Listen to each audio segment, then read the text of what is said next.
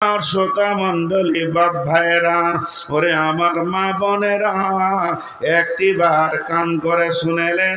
আমার আল্লাহ বলছেন, তোরা যত দুর্ঘটনা দেখেছিস, তোদের পূর্বপুরুষরা যত দেখেছে, আর কিয়ামত পর্যন্ত যত দেখবি, যদি একটা পাল্লায় রেখে দিস, কিয়ামতের মতো বড় দুর্ঘটনা আর কিছু নাই। প্লেনের দুর্ঘটনা হয়েছে, 300 জন মরেছে, আর 3000 জন উদ্ধারের জন্য গেছে। আপনার রাজধানী দুর্ঘটনা হয়েছে, 4000 লোক মরেছে, 6000 লোক তাদেরকে উদ্ধার করতে গেছে।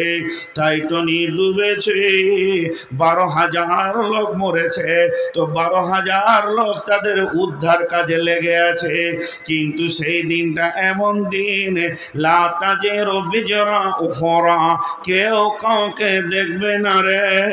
এত কঠিন দিন হবে, 100 জনই পেরেশান হবে। এখন যদি একটা বাস দুর্ঘটনা হয়, 150 জন পেরেশান হবে, 1500 লোক সুস্থ অবস্থায় থাকবে এলাকায়। কিন্তু কিয়ামতের দুর্ঘটনাটা এত বড় ভয়ানক, সবাই যেন পেরেশান হয়ে যাবে, কেউ কাউকে দেখবে না। তা আমার আল্লাহ বলছেন, কাল্লা সায়ালামুন, নিশ্চয়ই তোরা একদিন জানতে পারবে। সুম্মা কাল্লা সায়ালামুন, হে নবী তুমি বলে দাও ওদেরকে, ওরা আবার যেন জেনে রাখে, সেই দিনটা ওরা একদিন জানতে পারবে।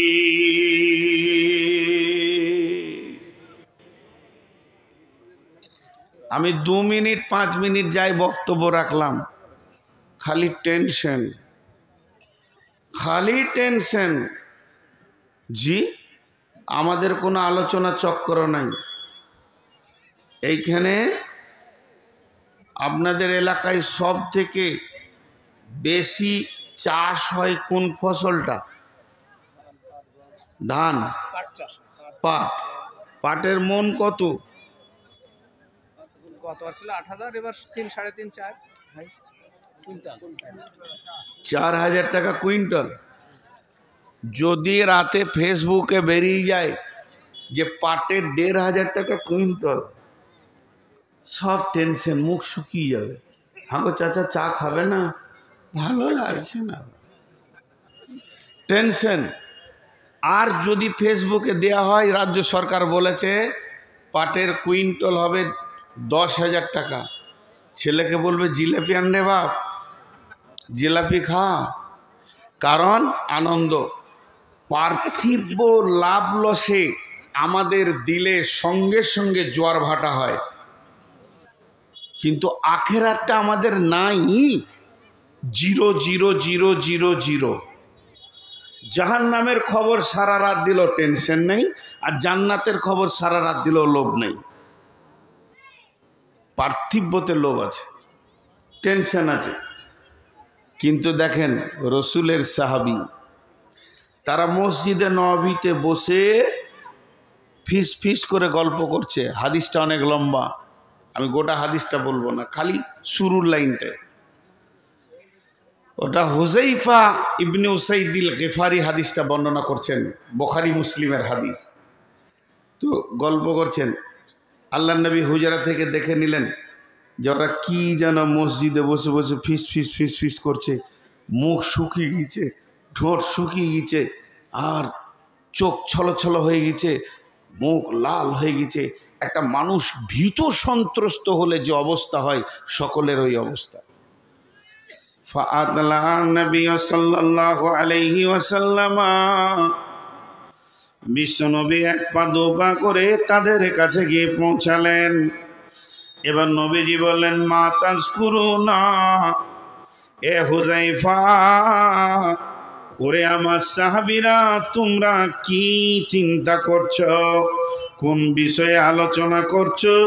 তো সঙ্গে সঙ্গে তারা জবাব দিল, ক্বালু নাযকুরু সাআতা ইয়া রাসূলুল্লাহ, ও দয়ার নবী গো, আমাদেরকে ভীত সন্ত্রস্ত করে দিয়েছে কিয়ামত।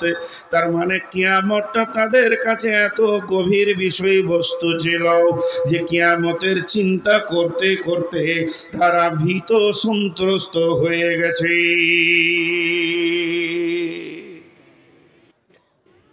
যে কি বলছে, চা চলবে না। আমি যতক্ষণ স্টেজে থাকবো নিজে চা খাবো না, কাউকে খেতে দেবো না। আপনারা তিনটে জিনিস পর্দা: লোভনীয় খাবার, নারী এবং টাকা পয়সা। সম্পদ। অনেকে আবার টাকা পান, গালে পান ভরে লোকের সামনে টাকা গুনে, ও পাগলা ছাড়া অন্য কিছু নয়। চা হচ্ছে লোভনীয় খাবার। তো এতক্ষণ যাই বকলাম, তার একটাই খালি নিচড় বের হয়ে এলো, কিয়ামত বড় কঠিন, কিয়ামত বড় কঠিন। কিন্তু আজকে ওটাকে আসান। নারকেল শক্ত না নরম? কথা বলে না এতগুলো লোক। নারকেল শক্ত না নরম? শক্ত।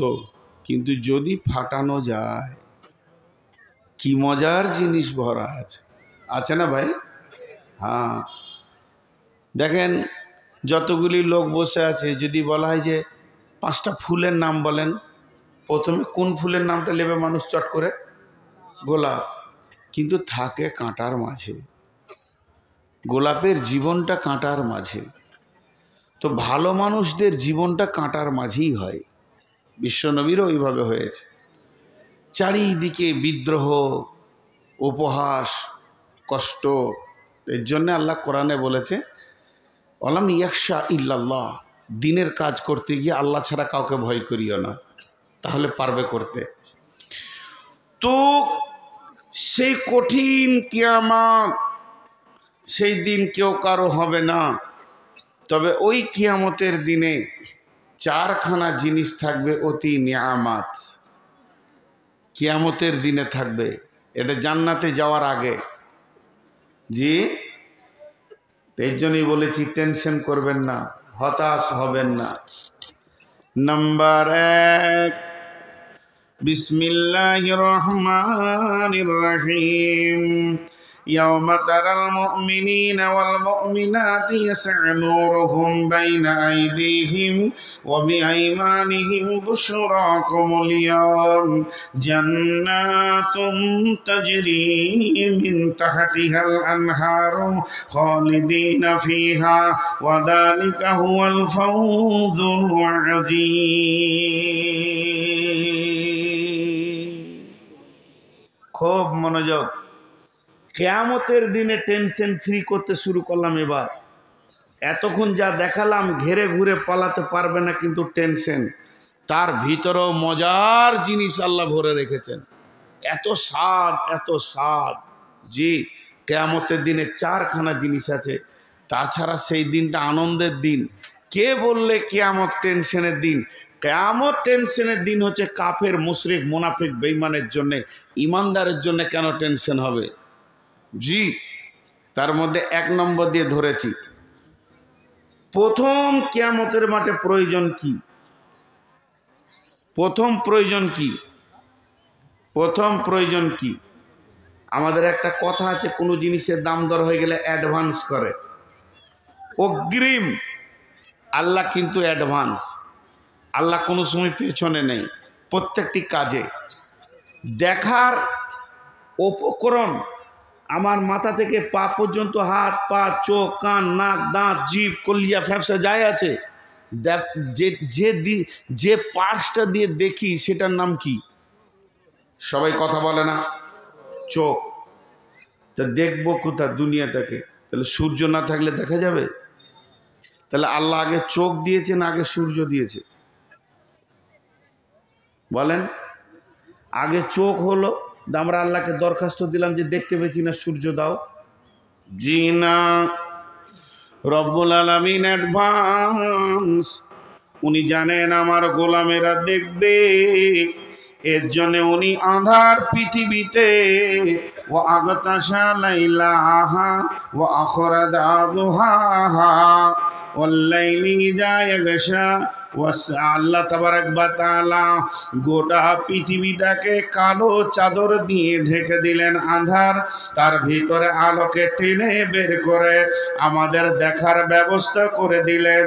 তেমনি যখন কিয়ামত হবে, সূর্য ভেঙে যাবে, চন্দ্র ভেঙে যাবে, তারা থাকবে না, বিদ্যুৎ প্রকল্প থাকবে না, জেনারেটর থাকবে না, জোনাকি পোকা থাকবে না, দেশলাই থাকবে না, মোমবাতি থাকবে না। এক কথায় যেসব বস্তু দিয়ে দেখা যায় এগুলো কিছুই থাকবে না। তাহলে দেখব কি করে? তো কিয়ামত যখন দ্বিতীয় সুর ফোঁকা হবে, 40 বছর মানুষ প্রথম সুর ফুঁকে দিলে মাটি চাপা পড়ে যাবে, পৃথিবীর বুকে গাছপালা, ঘর বাড়ি, নদী নালা, পশু পাখি, চন্দ্র সূর্য তারকা, ভৌমাগারকে আপনার বিজ্ঞানে আপনার সৌরজগৎ থেকে নিয়ে ভৌত জগৎ পর্যন্ত কোনো কিছু থাকবে না, মানুষ থাকবে না, প্রাণী থাকবে না, সব মাটি চাপা পড়ে দিয়ে পৃথিবীটা জিরো অবস্থায় থাকবে 40 বছর। 40 বছর পর সুম্মা নুফিখা ফীহি উখরা, দ্বিতীয় সুর যখন ফোঁকা হবে তখন মানুষ উঠবে এবং দেখবে কিয়ামুন ইয়ানজুরুন, তারা উঠে দাঁড়িয়ে দেখতে শুরু করবে। কি দেখবে? সেদিন প্রথম যেটা প্রয়োজন সেটা হলো আলো। ওরে আমার মা, ও আমার বেটি, সেই দিনে প্রথম প্রয়োজনটা হচ্ছে আলো। আল্লাহ তাবারাক ওয়া তাআলা আলো দেবেন কি করে? ওয়া আশরাকাতিল আরদু বিনূরি রাব্বিহা ওয়া উজিয়াল কিতাবু ওয়া জিআ বিন নাবিয়িন, সেদিন আল্লাহর নূরে আলোকিত হবে কিয়ামতের ময়দান। আর ওইটা সীমাবদ্ধ থাকবে একই জায়গাতে। যেমন জিনেরা একজনকে দেখা দেয় আর একজনকে দেয় না, একই জায়গায় দুই বন্ধু আছে, একজন দেখতে পেয়েছে একজন পেছে না, ওই নোটটা একজন পাবে আর একজন পাবে না। যারা ইমানদার হবে তারা পাবে। আল্লাহ সূরা হাদীদে বলছেন, ইয়াওমা তারাল মুমিনিনা ওয়াল মুমিনাতি ইয়াসআ নূরুহুম বাইনা আইদিহিম ওয়া বিআইমানিহিম বুশরাকুমুল ইয়াওম, সেদিন তাদের নুজুর মানে উজুর অংশগুলো নূরে ঝকমক করবে, তাদের সামনে দিক প্রজ্বলিত হবে, ডান দিক প্রজ্বলিত হবে। আর সে আলো দেখে তারা হাসরের ময়দানে থেকে জান্নাতের দিকে ফুলসেরাতে হাঁটতে শুরু করবে। অতএব কিয়ামতের মাঠে প্রথম আল্লাহর দেওয়া নিয়ামত যেটা, সেটা আল্লাহর নূরের তাজাল্লি।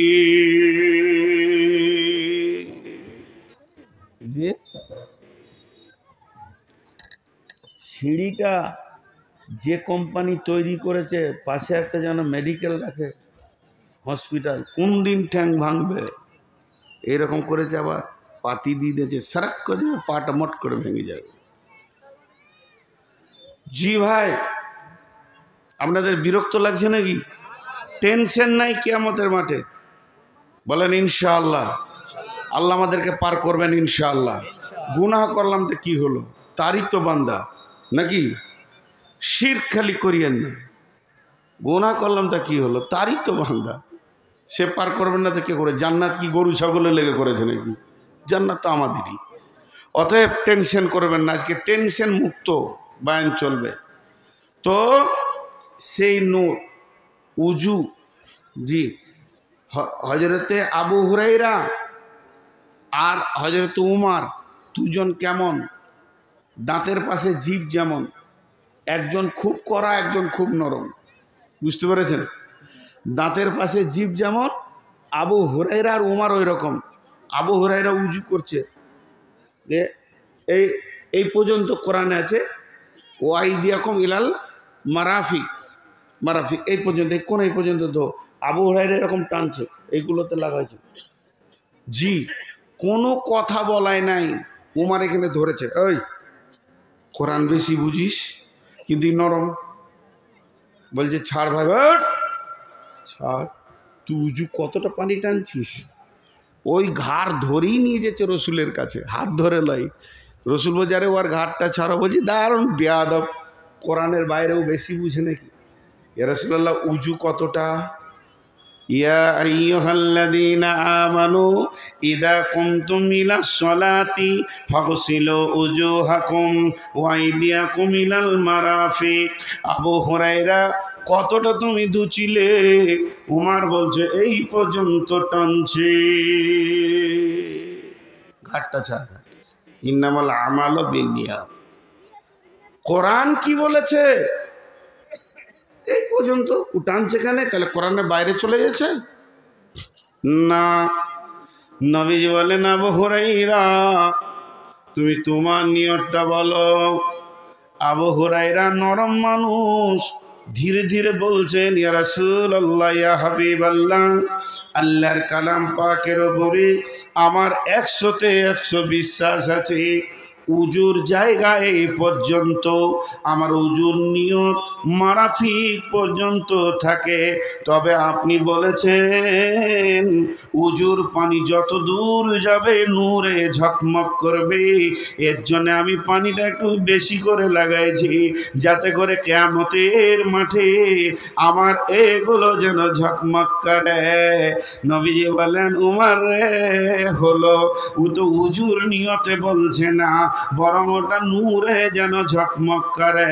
ও মুমিন মুসলমান, যারা সালাত আদায় করেছে 5 ওয়াক্ত, কোনো কারণে যদি সালাত মাফ হয়ে যেত, কাজের চাপ আছে, চাষের চাপ আছে, ব্যবসা বাণিজ্যের চাপ আছে, খরিদ্দারের চাপ আছে, এই কারণে যদি সালাত মাফ হয়ে যেত বন্ধুরে, কারবালার ময়দানে ইমাম হোসেনের মাফ হয়ে যেত। কঠিন দিনেও ইমাম হোসেনের সালাতের মাফ ছিল না। অতএব যারা উজু করেছে উজুর অংশগুলো নূরে ঝকমক করবে।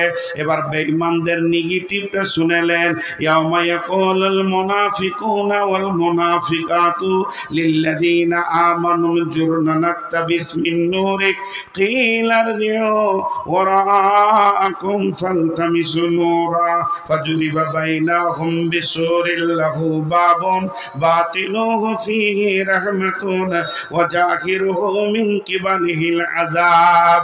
সেই দিনে যারা বেঈমান হবে, ঈমান আনেনি, নামাজ পড়েনি, যারা আল্লাহকে মানেনি, রসুলকে মানেনি, ওই মুনাফিকের দলেরা অন্ধকারে ঘুরঘুর করবে, তারা আলো পাবে না, টেনশন করবে পুলিশের হাতে কেমন করে পার হব। তখন তারা যারা নূর পেয়েছে তাদের কাছে গিয়ে বলবে তোমাদের নূরে আমাদেরকে শামিল করে না।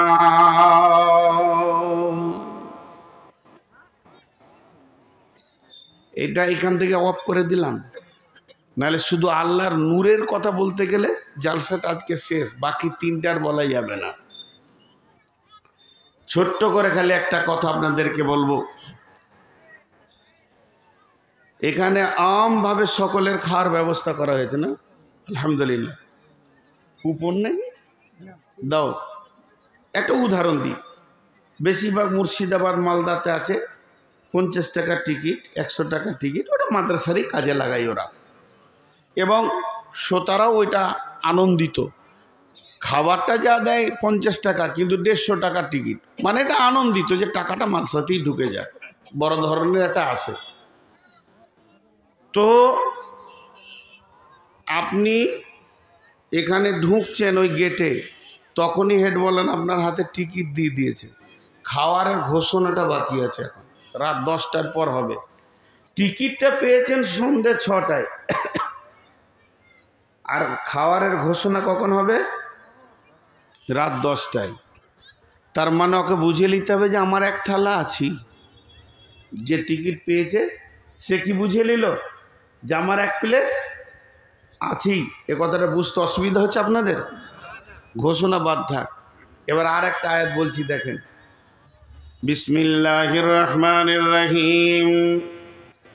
ইয়াওমা তাবিয়াজ্জু উজুহু ওয়া তাসওয়াদ্দু উজুহু فأما الذين اسودت وجوههم أكفرتم بعد إيمانكم فذوقوا العذاب بما كنتم تكفرون وأما الذين ابيضت وجوههم ففي رحمة الله هم فيها خالدون